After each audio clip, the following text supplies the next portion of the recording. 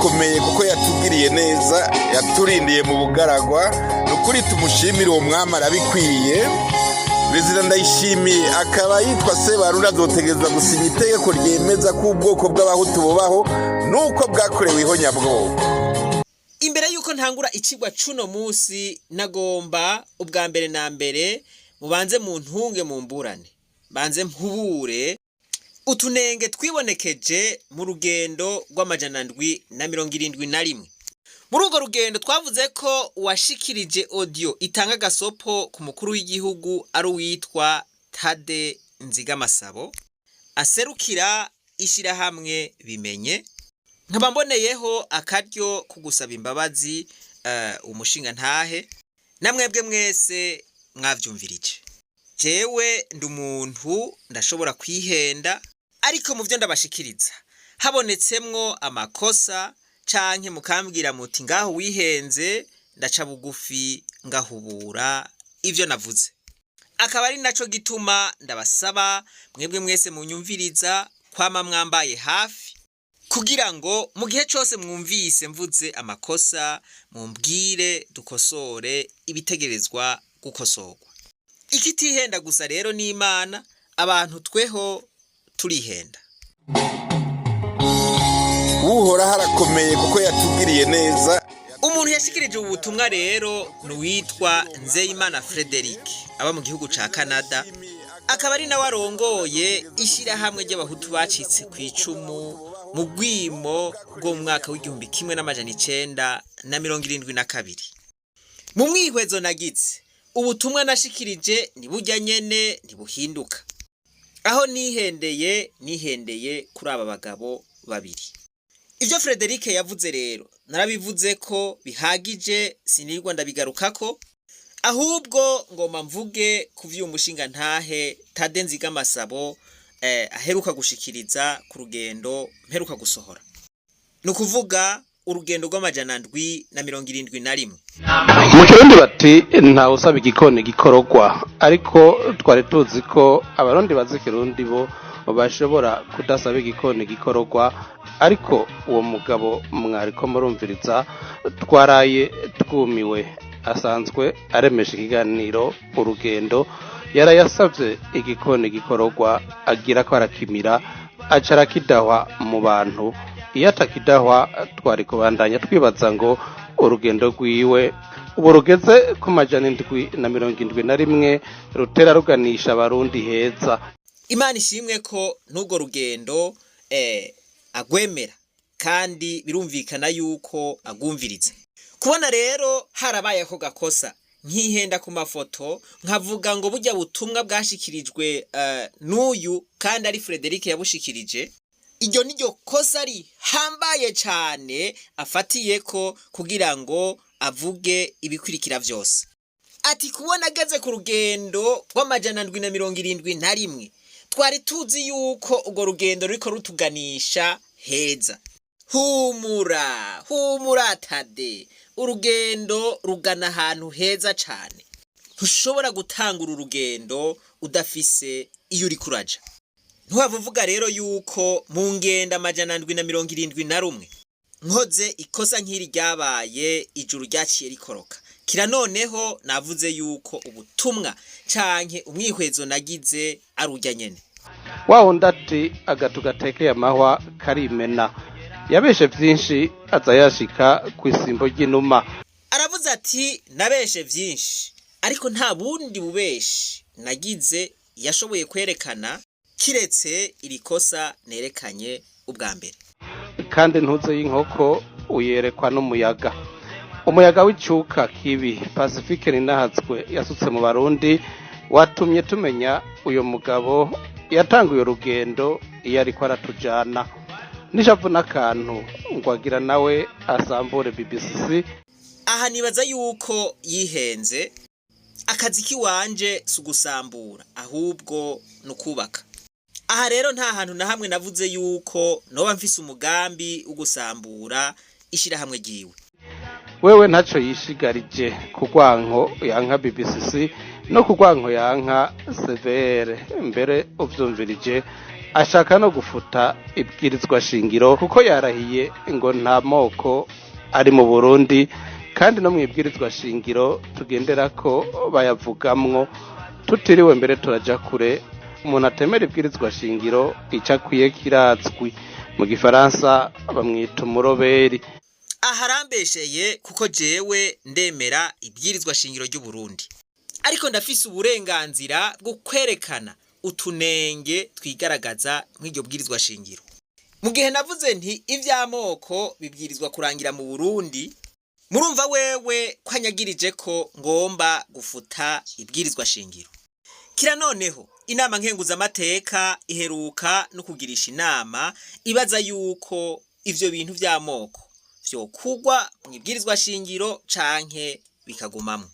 Kubona rero nshikiriza umwihwezo wanje kuvyerekeye amoko ari mu Burundi, nibaza yuko ari uburenganzira bwanje. Maze gutahura kahise ku Burundi, gatahura uruhara abakoroni bagize, bimwe nkavyiga kw'ishure, ibindi nkavyironderera, ngatembera no gutembera nkabona uko ahandi mu bindi bihugu amoko amera. Ndemeza neza yuko mu gihugu c'u Burundi atamoko ariho. Mvuze rero nti ivyo bintu vy'amoko tubwirizwa kubifuta, ntibigutangaze rero nta kamaro na gatoya nabonye bifitiye canke mbona bifitiye igihugu c'u Burundi. Kwita ivyo tutari, mu kwiyita ubwoko bw'abahutu, ubwoko bw'abatutsi canke ubw'abatwa, ivyo tukabiheba maze tukitwa ubwoko bw'abarundi, kanatsinda nibwo buriho. Kira noneho Tadeyo, ibisije ndabibona jenyene. Nkamwe abarundi twese twumwana nyakunwana, aya macakubiri nk'uko nyine icyubahiro yaduhanuye tukayafuta, tugatahura ko turi abarundi, tugize ubwoko bw'abarundi. Mwoba mudufashije twebwe mu nama nkenguzamateka ko twoca dutanga icegeranyo tukavuga duti turavye aho igihugu kigeze, ibintu bijanye n'amoko nibifutwe bihagarare, abarundi batangure guhabwa canke gutorwa kuja mu mabanga batisunze ibindi, atari kuvuga ati urya muntu ni umurundi arabishoboye ni sawa, ivy'ubwoko bikavamwo. Voilà, twipfuza Uburundi bw'abarundi, apana Uburundi bw'abahutu n'abatutsi n'abatwa. Uburundi aho umuntu azoronswa akazi baravye ivyo ashoboye, bataravye amazuru canke ngo barabe ngo ari mu bwoko ubu canke buriya. Muyandi majambo, urumva yuko umukuru w'inama nkenguzamateka ashimiye perezida kuvyo aza yavuze. Tadeyo rero mugenzi, kubona navuze nti hariho urunganwe rugiye gufuta ivy'ubwoko mu Burundi, hariho urunganwe rutemera yuko hari ubwoko mu Burundi.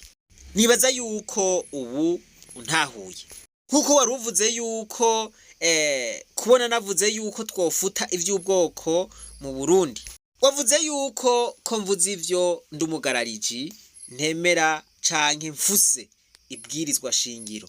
None ivyo navuze n'ivyo umugabo avuze ubona vyo babitandukaniye he? None n'ubu nawe mbere nanye n'icubahiro perezida tuvuge yuko nabo babaye abaroberi. Ekada, nibaza yuko warengeje urugero mu kunyita umuroberi. Kuvuga naho ko noba nanka urunuka ishirahamwe ryawe, oya, nibaza yuko wabitahuye ukutariko. Uwo tudahuje ivyiyumviro ntibisigura yuko mba ndamwanka urunuka. Uwo dusangiye ivyiyumviro sindamutuka, sindamushirukaniriza. Aho tudahuriza nahakurikira, we wigisha abarundi yuko hariho ubwoko, ko hariho ubwoko bw'abahutu, ubwoko bw'abatutsi n'abatwa. Ukavuga uti nikimenyamenya yuko buriho nuko habaye ubwimo bw'72 abantu bagaca bapfa bazira ubwoko bwabo. Anje nkavuga nti mu Burundi ivy'amoko nta biriho, dufise ubwoko bumwe bwonyene bw'abarundi. Ico cari kimwe. Kubona uvuze uti nankurunuka umugwi CVR, bigaruka hahandi nyene, sinanka umugwi CVR kuko umugwi CVR ndazi wavuye. wumvikanywe ko mu masezerano y'Arusha. Kuvuga rero ko nankurunuka uwo mugwi aho uba wandengeye akarimbi. Mvuze utunenge tw'uwo mugwi ntibisigura yuko mba ndawanga, ahubwo jewe nifuza yuko homenyekana ukuri. Mugabo uko kuri kukamenyekana ku mpande zose atakuca iruhande. Ica kabiri ntatahura n'ukuntu CVR yoshobora gushika kwihangiro hariho abakiri inyuma y'igihugu, abahunze. Abo nabo hari ivyo bazi bategerezwa kuvuga. Nkavuga rero nti CVR kugira ngo ibikorwa vyayo vyemegwe neza nuko gwategerezwa kuba urwego ruhumuriza abarundi muri rusangi. Ikindi kintu negura umugwi CVR nuko iri kwirarondera kumenya ukuri muri kahise, ego nivyo, ariko ivyo vyabaye nko 72 canke mu yindi myaka yagira kwirikirana, ari vyo biriko biraba n'ubu, aho umuntu agenda abantu bakazokwitega ko agaruka agahebura. Uwo yagiye hehe yacishijwe ku buhomba. CVR niburi bategerezwa kuvuga bati turarazwa ishinga n'ukuntu tubona abantu bariko baricwa, turafise ubwoba yuko vyohava biba nko muri ya yindi myaka. Ariko rero abo bantu baragandagurwa, bagatogwa mu nzuzi, abandi bagatogwa banamye ku misozi, abandi bagatogwa mu binogo rusangi. Ivyo bintu murumva yuko ari bimwe vyaba muri ya myaka CVR iri kwiraronderamwo ukuri. Aho rero ncangirira amakenga ncavuga nti ibi bintu biriko bikogwa CVR yinumiye, mbere bigakogwa nabo mu nzego za leta. Muri vya bihe naho nyenega vyakogwa nabo mu nzego za leta. Hanyuma yavuze abanyuruzwa, naho nyene je nagandabwire turafise inkozi z'ikibi muri iki gihugu, barabuze ingene boguma ngira ngo batuntuza abarundi. Ako kagwi tusanga tukaza tubona dutoye umuntu bamwishe tukarondera. Muganaganda babwire uwo mugwi tuguma tuhiga, kandi hariho amaze gufatwa muri wo, hariho amaze gufatwa. Hanyuma twarasanze mbere hariho n'abajejwe umutekano barimo, kuko hariho nk'abantu bajya banyuruza umuntu hajya mu Kigobe igihe kimwe mwaravyumvise. Hanyuma tugira Imana abajejwe umutekano baja gutabara, birutse bace basanga harimo umupolisi.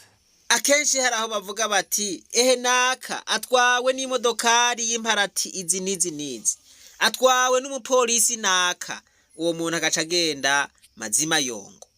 Bishobora kuba bitaba ku murindi nk'uko vyabaye 72, ariko hagenda umwe hazohera umwaka hamaze kugenda bangaye benshi. Aha mu bavugwa cane ko bakunda kugira ivyo bintu nabo mwiperereza.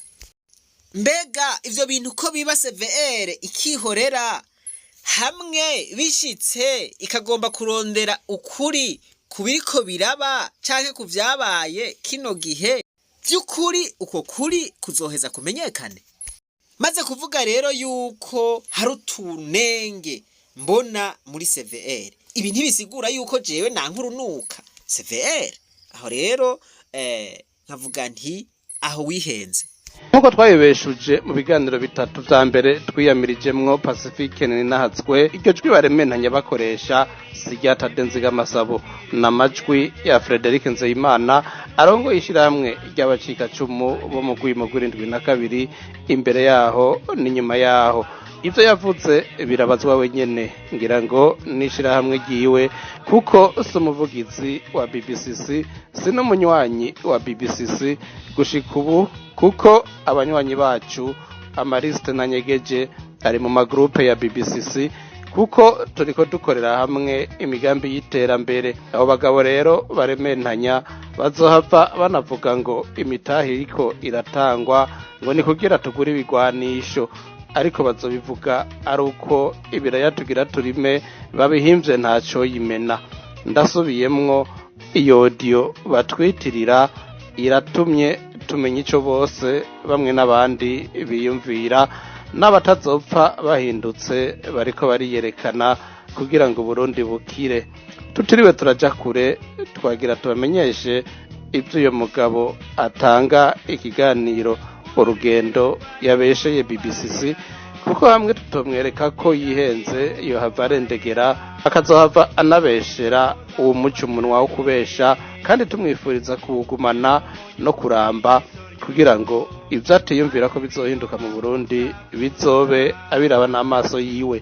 Yatanguye atwandika ko ivyo binyoma mu gifaransa aciye kuco yise Daily News. Ifoto yakoresheje yerekanye ifoto ya representant legale wa BBC umunsi yariko arugurura ibiro vya BBC mw'isare. Iyo foto ninyegeje kuko yayikuye kuri Facebook ya BBC, izindi azikura ku rubuga rw'iradiyo televiziyo Burundi Bwiza. Iyo foto ni nayo yerekanye mu kiganiro ciwe yita Urugendo nimero 771 cuzuyemwo ubuswaganyi kushirahamwe BBC, kuko twamaze kubabwira ko n'amajwi batwitirira araya Frederic Nzeyimana.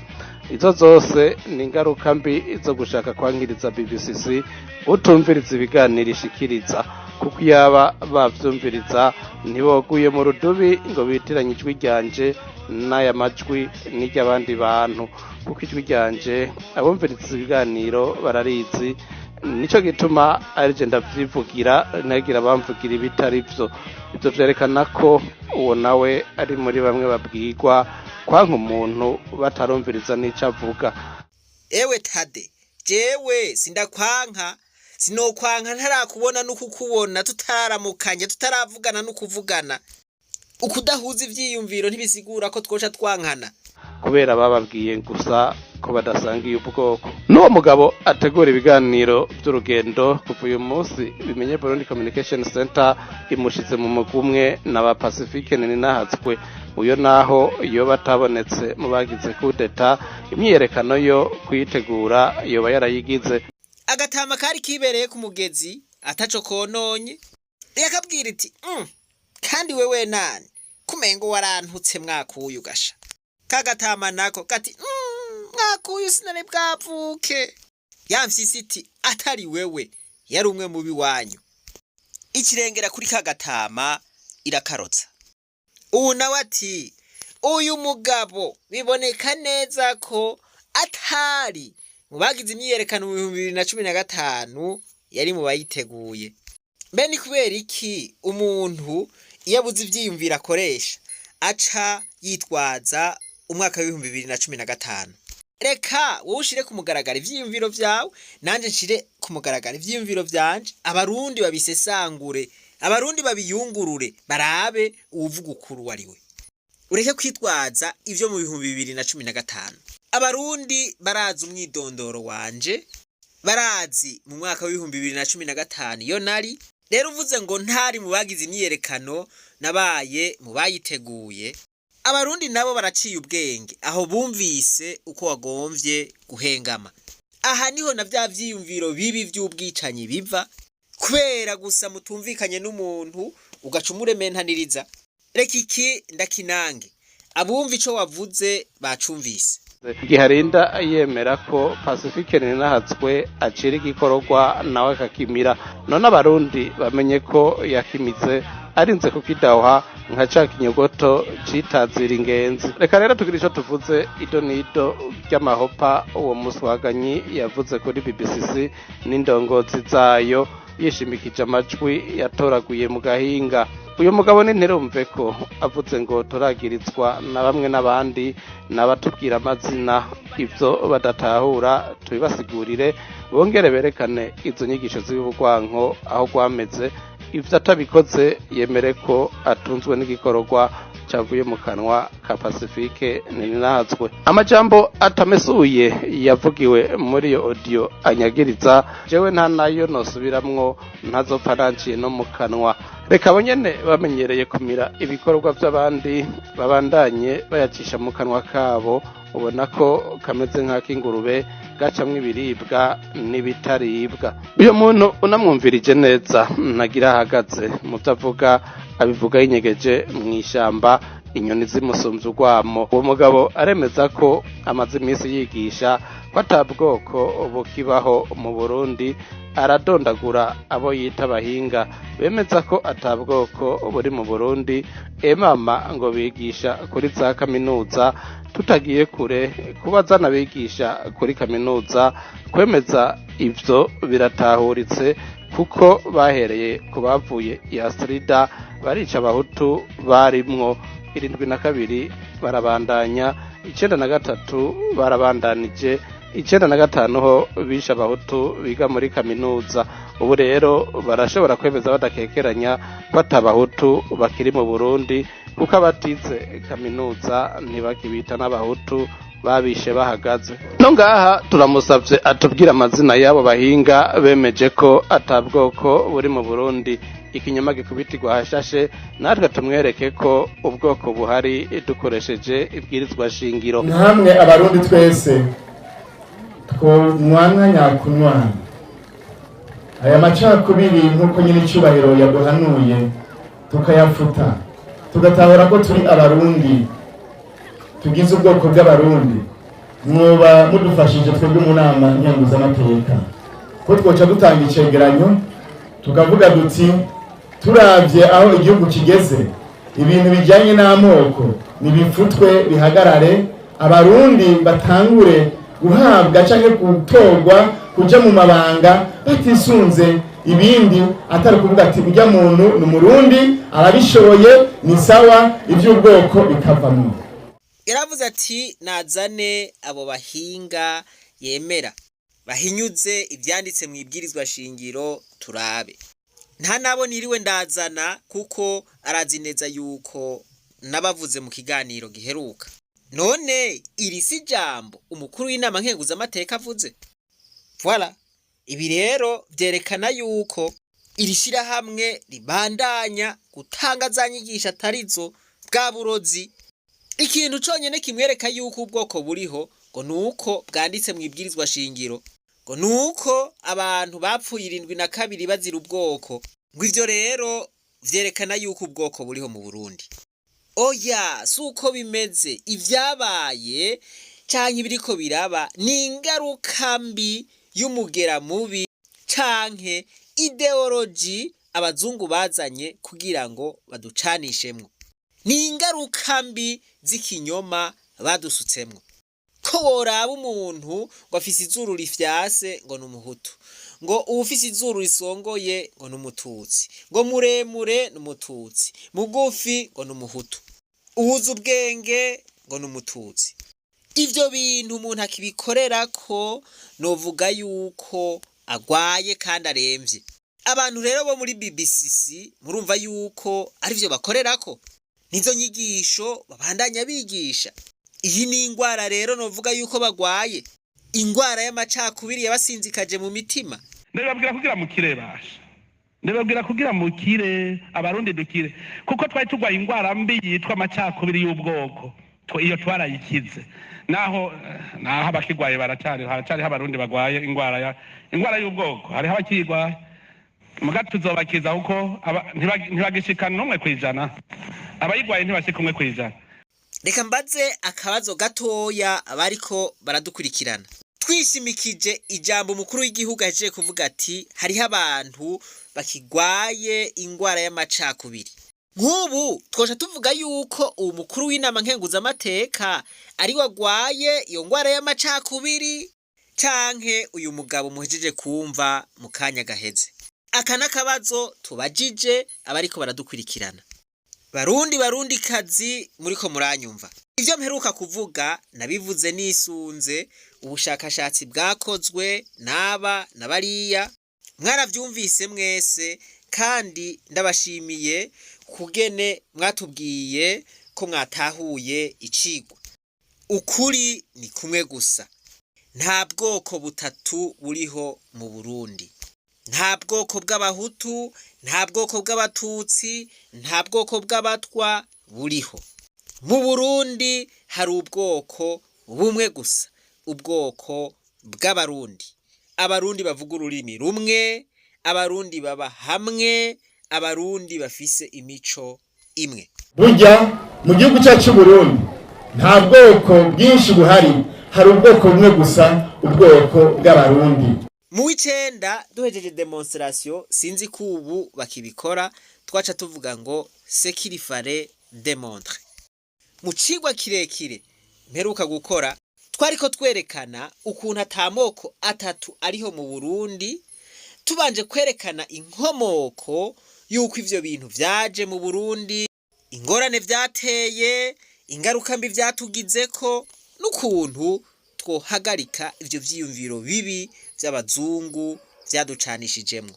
Twarerekanye ko no mu gihe twobibandanya ibi bintu ko ata kintu na kimwe abarundi twopfa twaravuyemwo. Twoguma mu gwanko gusa, twoguma mu bukene, twoguma duhenebera, ntitwopfa twarateye imbere n'umusi wa rimwe. Ntajaho kubera ari umutwa, ntajaho ngo kubera atari umugore, ntajaho. Intwari babandi b'intwari ugaca baca kwibashira ku ruhande, ugaca uzana imbundege ngo ni ndongozi. Niki cisha Burundi? Urazi kwaha kuzana intwari ngo nukubera ngo umuhoye ubwoko ari intwari, ukazana imbundege ngo nukubera ubwoko. Ngo ngo ibice kanaka ni vyaba, naho muri abo bantu ata muntu n'umwe yoba bishoboye, ngo ni kota etnike, ngo nta kirengako. Ugasanga aho hantu hagiye imbundege kubera ico kintu c'ubwoko. Murumva yuko hageze yuko tubiheba.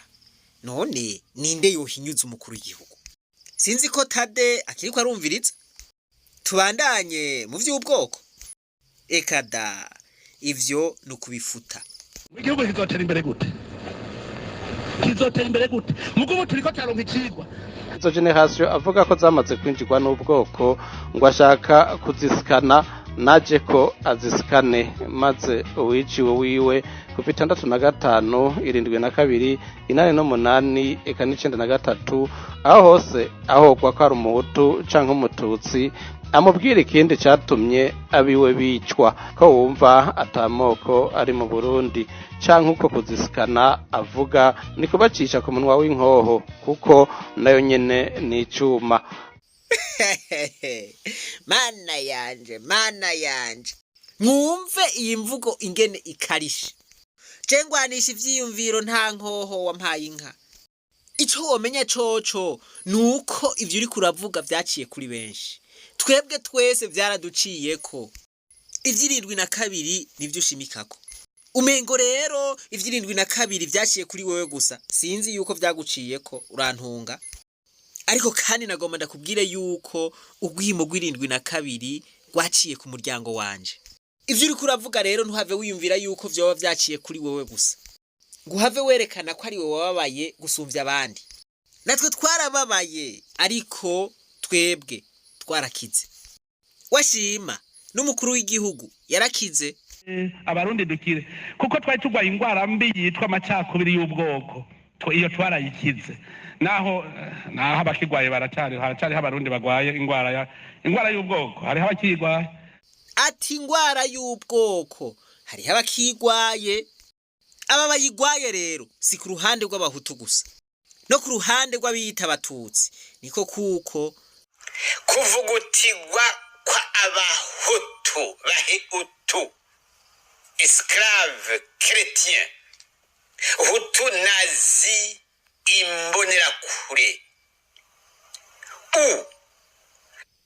ico umuhutu Martin Ndayahoze mu mateka bongera ko ngo umumeja yapfuye atinya, kandi yasize ategetse abahutu bafise ubwenge kandi bagomba kubaho ko bazoguma na ntaryo batinya. Ico umuhutu umumenja Nyangoma Gerve yapfuye atinya, kandi yasize ategetse abahutu bagomba kubaho ngo na ntaryo baze bagume bagitinya.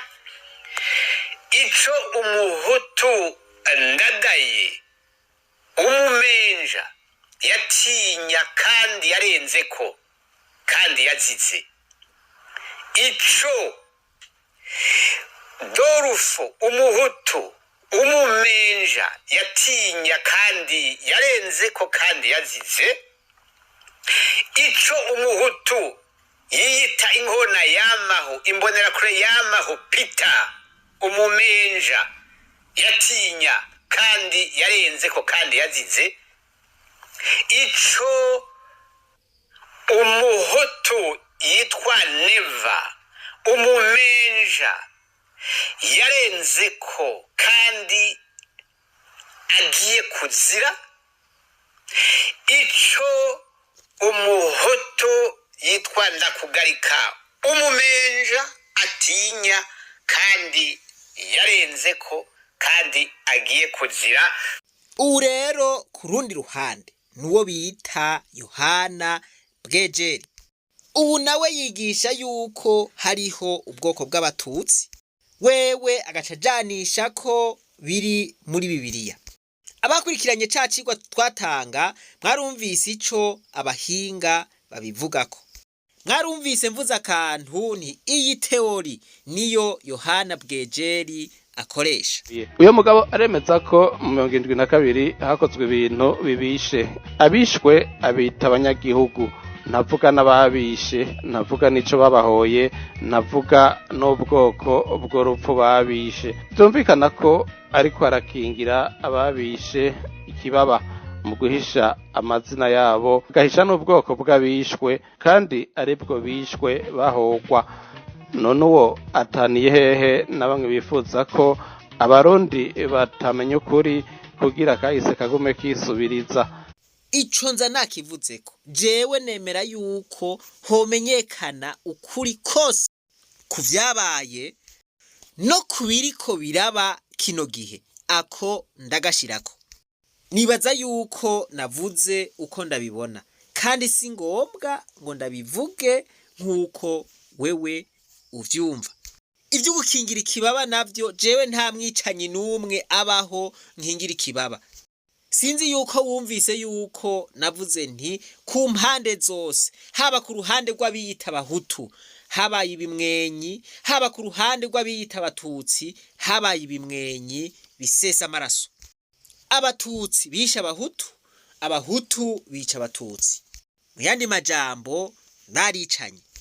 ico yankira BBCC nuko ibwira abarundi ukuri kose ku vyabaye, tukavuga amazina y'abari ku butegetsi 72 n'amazina y'abagize uruhara mu bwicanyi n'amazina y'abishwe dushoboye kuyamenya, kugira ngo nitwaba tuzotanga ikigongwe abagisaba bimenye, abagitanga nabo babamenye, hanyuma twubaka Burundi tuzinanyi tuzi n'ikizira. gupfukira bicanyi nk'abisha abarundi 72 niyo virisi itazopfikijije abarundi, kandi uwo ayibateramwo azica ariko arabigirira.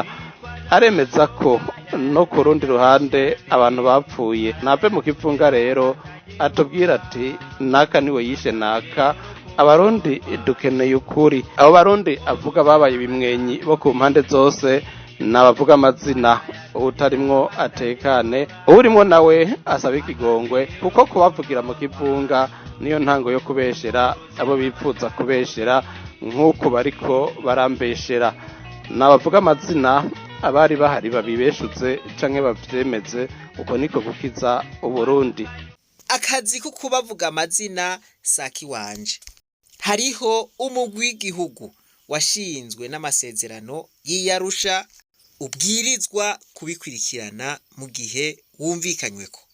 ico gisata rero nibaza yuko atarije ndakijejwe. habaye ihonyabwoko ntaronderere kure. ihonyabwoko rikorwa n'abari ku butegetsi bagakoresha uburyo bwa leta, mu nyuma bakanyegeza ko barikoze. 65 leta yari ihari irazwi, 72 leta yari ihari irazwi, 93 leta yari ihari yaratembagajwe babanje kwica umukuru w'igihugu, basha bashiraho leta ya gisirikare icikorera indi honyabwoko. ahabaye ihonyabwoko rero nuwo apfa kwibarisha arahazi. nta mahonyabwoko abiri yigeze aba mu Burundi, nibasubire mu mategeko agenga ihonyabwoko barabe, kandi baza gusanga ari tanababarirwa. paje shasha avuga nta utayipfuza, ariko tumenye ivyanditse kuri page ya kera kuko kahise iyo utakamenye ngo kirinde ubu gatumye kazokwisubiriza kuvuga naho ngo ivyo guhana vyohagarara hagatangwa imbabazi abakozi b'Imana nibabareke kubatohoza ko twese duhana izo mbabazi duhereye kubuzuye mu nyubakwa zose zitwa gasho canke amabohero abakozi b'Imana bace bakora akazi kabo atacaha kigihanwa n'ivya bibi bidashoboka rero abari mu minyororo bariko barahanirwa ivyaha bakoze n'ababikoze kera ntibamenyekane nabo babihanirwe nta mwana n'ikinono. Ivyo sindavyanka wambaye inka ejo bakavuga bati abantu bose bakoze ubwicanyi bw'agahomera bunwa mu mwaka w'igihumbi kimwe n'amajana 972 bose baje imbere y'intahe bishobotse utobishima ninde ariko ubutungane bugaca buhana bose abakoze amabi no muri 1993 bakabahana no muri 1997 bakabahana n'abariko barakora amabi ubu bagahanwa voilà ubwo wabaye ubutungane ivyo ndavyanka oya ariko none ivyo vyokunda ryari byotwara igihe kingana gute mbega ninde yocira urubanza uwundi ndumva umengo vyohava bigorana ariko ivyo koroha nuko uwagize nabi wese yosaba ikigongwe uwo yagiriye nabi ubumenyekanye ko yakoze ubwo bwicanyi akaba atasavye ikigongwe uwo yabukoreye uwo akaba ari wajanwa imbere y'intahe. Ivyo rero vyo biroroshe hariho abakoze ubwicanyi mu mwaka w'72 bakiriho hariho abakoze ubwicanyi mu mwaka wa 1993 bakiriho hariho abakoze ubwicanyi 97 kuri seminare ibuta bakiriho abo bose nibaza yuko badasavye ikigongwe boca bashigwa imbere y'ubutungane. Uyo mugabo ariyamiriza ko havugwa ivy'amoko ariko nta na rimwe turumva ashitse mu majwi. Yohani Bwejeri yamaze no kuririmba arashira habona ururirimbo ruhayagiza igihugu kizoba kigizwe n'abatutsi bonyene. N'abayuda komeza ubutwari n'amateka ya Musa bana bayuda Ewe iteka ntare rukinzu kingi y'abatutsi Yehuda gihugu cy'abasokuru twahawe n'Imana yacu Israel muheberiza haki sogokuru Yakobo rusagara rusagambe tugukitakite bana bayuda komeza ubutwari n'amateka ya Musa bana bayuda ewe iteka ntare rukinzu kingi y'abatutsi. Murumva yuko umugabo Bwejeri nawe ari mu bagwayi afise de virus z'amacakubiri aza yaramusinzikaje naho Tade anyagirije yuko umugabo avuga ivy'amacakubiri ariko ntaramuvuga ko na rimwe abahora bankurikirana bombera icabona kuko mu nyigisho natanguye zerekeye ibi vy'ubwoko uwo mugabo naramuvuze ko akarenga gatatu. Aha rero nibaza yuko nagerageje gutanga umuco ntihagire uwuzimira. Mu Burundi hari ubwoko bumwe, ubwoko bw'abarundi. Ati kuvuga generation nshasha ego cane hariho generation nshasha y'abantu baciye ubwenge kandi bamaze guhumuka barabona neza umutego twaguyemwo. Ikibisuko vyatugoye, ikibisuko twasubiranyemwo. Icoba kibi gusumvya ibindi nuko twoba twaramenye ukuri hanyuma tukaguma tugendera mu kinyoma. Wavyemera utavyemera nta bwoko buriho mu gihugu c'u Burundi. Ariko kandi nuwogomba kuguma ari imbohe y'ivyo bintu, wogomba kuguma ari imbohe iyo ideology twasutswemwo, yogomba kiyita umuhutu yavuvye, nyamba yo kwita umuhutu yazigiye, nyamba yo kwita umututsi yazigiye canke yavuvye, canke akiyita umusangwa butaka akomeye cane, yogomba akiyita ico akeneye cose, ariko ikirukuri coco nuko atabwoko buriho mu gihugu c'u Burundi. Hanyuma tuzorabe ingene tuzobijengajenga, ingene tuzobitorera umuti. Hama twarawutoye avuze tuti byukuri nta moko ariho, ushaka nawe icyo ashaka yiyita uko ashaka, mugabo mu vyerekeye leta ntayariho, kuko ata segregation, ko atakota, ko umuntu wese araba kuri bose arabasitwaye. Turifuza ko abarundi bose bakira, tugasubira ku karanga kacu ka kera, tukitwa abarundi. Ariko kandi ntitwibagire yuko hariho n'intagondwa bamwe bita aba extremist, abo nabo bakaba bari ku mpande zose. Abo rero nukuza turabapfupfahariza, tuze turabaha izi nyigisho bazoteba baveyo. muga tuzobakiza kuko ntibagishikana n'umwe kwijana, abayigwaye ntibashika umwe kwijana. Bararenga, baracari benshi. Ikindi naco, abarundi twijukira umuco wo gushikiriza ivyiyumviro tudatukanye, gushikiriza ivyiyumviro tutaburiye isoni abandi. Dutahure yuko uwo mudahuje ivyiyumviro atocaba umwansi. Nsubire ndabibutse yuko mu Burundi dufise ubwoko bumwe, ubwoko bw'abarundi, ubwoko bw'abavuga ururimi rumwe, ubwoko bw'abafise imico imwe, ubwoko bw'ababa hamwe. hari ubwoko bumwe gusa, ubwoko bw'abarundi. Imana yo mwijuru nibampezagirire mwese. Reka twibananirize rwa rugendo rwacu, maze tugaruze umunezero Satani yatunyaze. Nayo umuntu atarashika mu ishure ry'abarundi bose turamuhaye kaze.